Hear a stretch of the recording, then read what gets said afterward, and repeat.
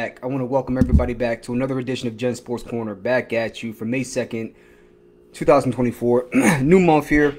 And you know what's going on tonight. Big game tonight. Game 6, Sixers and almost don't even want to remember their name. The Knicks in Philly at the Wells Fargo Center. 9 o'clock tonight. Be there, be square. For those of you that can't be there watching on TV, for those of you that can be there, make noise. Do not let those freaking Knicks fans come down and be able to do what they did in Game 4. Completely unacceptable, and we can't have that in Philly, man. Get it together. So, with that being said, Game 6 is going to be big. It's going to be pivotal. It's do or die, obviously. Sixers management has tried to take steps to ensure that we don't have a repeat of what we had in Game 4. And Sixers ownership bought 2,000 tickets, and they're going to be giving them out to the fans. So they spent this week, the past couple of days, giving out tickets to the fans around the city, first responders, I think paramedics. I'm leaving out a couple other groups I can't remember, but first responders, healthcare professionals, and other local Philadelphia-based organizations. But yeah, come out and show out. Dawn Staley had a message after the game. She said, "Yo, don't sell your effing tickets." She didn't say it like that, but I'm saying it like that. Embiid, he called out the fans to a certain extent. And I want to take this as an opportunity to really make a point here. Before I get into this, I'm going to read a comment. Mark, thanks for coming into the chat and checking the video out. Mark says, I honestly feel like they will lose in 7 is what we're used to. Man, can't have that mindset, man. If anything, just go out there, play loose. Play like your life's on the line, but play loose. Play like there's no tomorrow. You're playing with house money anyway, so go out there and just make the plays you're supposed to be making. Because here's the thing, and I'm glad you actually made that comment because it's going to take me into one of my next points, and that's looking at the referee crew for this game, and that's been causing a buzz around the league because we have a certain crew that's reffing this Game 6 that has been known to stretch out series to Game 7s, okay? And that crew would be the one headed by Scott Foster. And remember that name, Scott Foster. Now I'm reading some of the tweets here. One from Liberty Line today says, home teams have won 66.1% of their games officiated by Scott Foster this season. With a kind of like smiling emoji to the side. The extender, that's his that's his nickname. Scott Foster's nickname is the extender for that reason. And he's tonight's crew chief for Game 6, Barstool Philly. Lior Lampert says, I found live footage of Scott Foster lacing up to wreak havoc tonight. And then NBA Slime says, Tim Donaghy's pal Scott Foster, number 48, gets the whistle tonight for 76ers Knicks. And then I'm just going down the list here. Zeus saying Scott Foster legacy game incoming. They want to force a Game 7, right? And then last but not least, Game 6 last year, Knicks fans were celebrating because Scott Foster was on the game and they still lost. Game 6 today, Knicks fans are upset because Scott Foster is on the game. This means they're going to win. I hope not. He says, I got the script, I'm coping. So you have all these different reactions from people around the league, particularly Knicks fans and Sixers fans. But that's a big thing, all right? Because Game 2, obviously, was one that Philadelphia fans and many other fans in basketball feel was stolen from the Sixers. And people could say what they want. You could call a charge call on Maxey before the inbound. You can call a defensive foul on Jalen Brunson for pulling a jersey or Josh Hart, whatever the case may be. What we do know is that Nick Nurse was pretty close to that damn referee calling timeout, only to be ignored while the ball was turned over. And we know what happened after that. So either way, I'll put it like this. The Sixers need to get to rebounding and stay rebounding. Forget all the noise about the refs and missed calls and all that stuff. Do your job. Then you don't have to worry about all the extracurricular tertiary stuff. In boxing, we say, take the decision out of the judge's hands. Get a knockout. Don't let them go to the judge's cards and potentially screw you out of a victory that you earn. Knock him out, and you be the final judge, so to speak. So that's what the Sixers got to do here. So, we're looking at this series, and It's Tyrese Maxey, Embiid, and Brunson. Those are the three people in this series if we're really being honest with ourselves.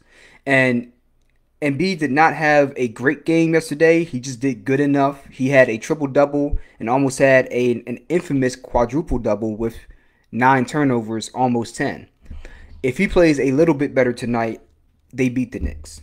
And then they go to a Game 7. And if they go to a Game 7, I don't think the Sixers lose in Game 7. Now, back to Mark's comment, and this is his second comment here. You know I'm a diehard. It's just what we're used to. We're def the better team, though. And this is the mindset that I used to have as an Eagles fan for the longest time. And it's the mindset we all had as Eagles fans and Philadelphia sports fans, for that matter, for the longest time. But as many of you know, I'm also a Raiders fan. Formerly the Oakland Raiders, now they're the Las Vegas Raiders. And what I took from that mindset is you don't want to lose, obviously, but just go out. I think when Al Davis says just win, baby, it's the only way you can do that is by focusing on the things you need to take care of and playing loose.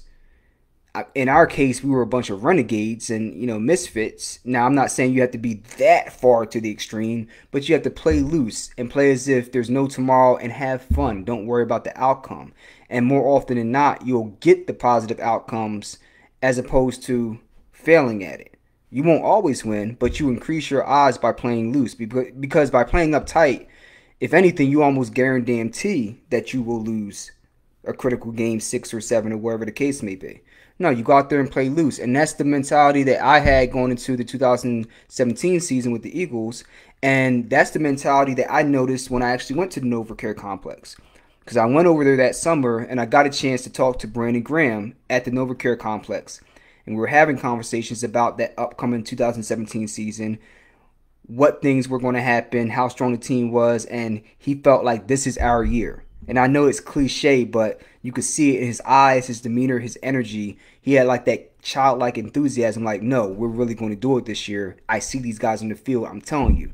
And I'm like, all right, bet, I believe you, right? I'm asking him who he wants, what running backs he wants to face the most, and he's like, Marshawn, I want the best. Like they were ready, they were hungry, and they played loose. And guys like Chris Long, I think, helped reinforce that mindset. Chris Long winning the Super Bowl the year before with the Patriots. He brought that mindset. He knows what it's like to be behind the doors of a team that has had a lot of success. And he brought that mindset over here like, yo, do your job, make sure you're focused on the things you need to get done, but don't worry about all the extra stuff. Don't get wrapped up if I'm going to fail. Just do your job, and we're going to be fine. And we went out there, not only did we do our jobs, but we had fun doing it and cracking skulls, and we got a ring out of it for the first time in this freaking team's history. And that's the same mindset that, I'm not like coming at you with that. But that's the mindset that we need to have as Sixers fans. And I want to take time to put out a public service announcement calling out all the fans out there.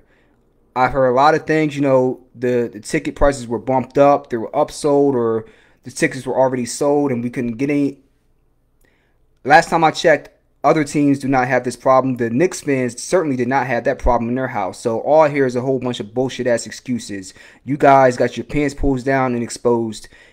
Be better fans, because every time we're like, yo, we want to see our athletes put their heart, soul, and blood, sweat, and tears on the line on the field, the gridiron, the court, whatever, every time they're out there. And then when they don't do that, we're on their case. We're on their head, right? When T.O. went out there on a broken ankle and came out and played that Super Bowl, we enjoyed that. We gave him props. We were so happy that he put everything on the line to do that. And B's playing out there with one eye and one leg. And I know last game was kind of but like he dropped a 50 burger before that. And the thanks he gets in the game after that where we have a loss, he has to hear people saying F Embiid. Knicks fans coming down the escalator, and I know exactly what escalator that is. You have Knicks fans chanting F Embiid, and they're the loudest people in the rooms. You guys should be fucking embarrassed of yourselves. Get out there, do better, cut the excuses out. You want the athletes to come out and put their lives on the line, their livelihoods on the line, come out and be better fans. All right? When the smoke comes back to you, you'll better be ready for it. So get your asses out there and get to the game, show support, man. Stop fucking around. I ain't trying to hear that shit. All right, ran over. All right, let's get over to these comments again. Ryan says, a healthy Embiid and an injured Embiid has been one of the differences in this series. And if he was healthy, I don't think we are in this position. But my goodness, Maxey is really improving. And it showed the other night when he put the team on his back. Very good point. Very, very good point. And we're very fortunate to have a superstar here. And he's not ascending this year. I thought he ascended to superstardom last year. It's just that we couldn't tell if he was a full Super Saiyan or if he was like still flashing, flashing gold, in his hair in between the transformation. We didn't know if he was a full Super Saiyan yet. No, he was, and now he's showing it right now. The stuff he did in that game, you're talking about a 7-point swing. People just remember the shot, but they don't. The last shot that sent us into overtime. But they don't remember the 4-point play that came up, the possession before that. Comes up the court, goes to the left, right outside the 3-point line. I think it was Anderson. He pump faked, got him in the air. I don't know why he went to contest the 3 and like jumped out of his shoes, but he did. Takes the contact, leans into it a little bit, boom, hits a 3-pointer with the extra bucket, 4 points. They had the turnover later in the game, and this goes back to Mark's comment. When we focus on the things we're supposed to be doing and play loose, it's the other team that makes those very silly, unforced errors. Like we saw in game 5, where Brunson turned the ball over. He went to take the shot, didn't like it, and then tried to pass it to Hartenstein, who wasn't expecting it. That's what happens when you play loose and you put the pressure back on the other team, because they're human just like we are.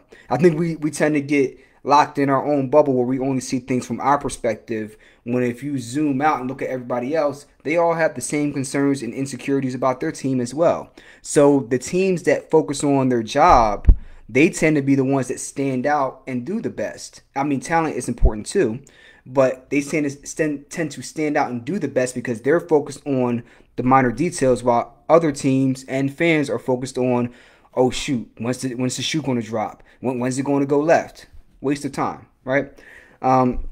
So, Maxey just ascending to that point, just critical. Now, the only thing I would say going into this game that the Sixers need, in addition to Tyrese Maxey playing well and Embiid playing well, is for Tobias Harris to step up again. We don't need him to be the max player that we were hoping he was going to be before. But if he gives you 15 to 20 points again, if he can give you consistently just 15 points and like 5 rebounds, that changes everything for the Sixers, because you already have Oubre to take some of that scoring pressure off of Tobias. So all we need you to do is give us like 12 to 15 points and give me like 5 to 7 rebounds, and that's going to make us very hard to beat, even with Embiid being injured. So that's my viewpoint for this game coming up. I think they can win.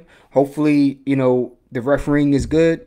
I can't speak for Scott Foster, but, maybe it'll even the playing field, right? But I picked the Sixers to win tonight. I think that the momentum is shifting, and if the Knicks are able to start out-rebounding us again, they'll get us up out of there. I think it's that simple. But if we're able to match their rebounding, at least just match their rebounding, we win by 5 to 10 points. So I'm picking the Sixers to win tonight, and then we'll see what happens in Game 7. Let me know what you guys think in the comments, and I'm going to read the last one before I get up out of here, because I have to do some research for the Ryan Garcia positive test result that came out yesterday. So I have a lot of research to do on that, and I like to sit back and let everything play out before giving my thoughts on something this detail sensitive, because we still have to wait for his B samples to come out if he chooses to get them tested. But Mark says, I've loved Maxey for 3 years. He reminds me of a young Westbrook, but can shoot. Always plays with spirit and excitement. That's actually a good pro comparison.